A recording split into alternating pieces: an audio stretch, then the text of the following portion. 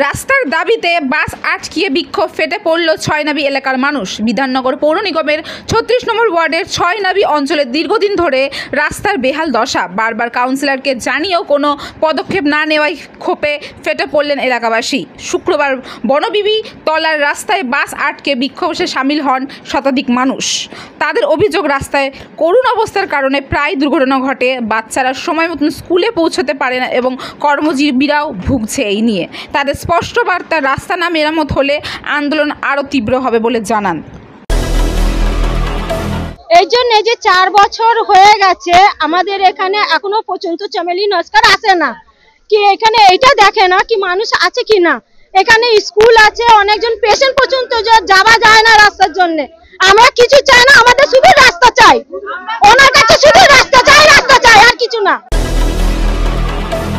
মানে উনি 4 বছর হয়ে গেছে ভোট নিয়ে গেছে, ওই যে ভোট নিয়ে গেছে তার মধ্যে একবার ওনাকে দেখি না।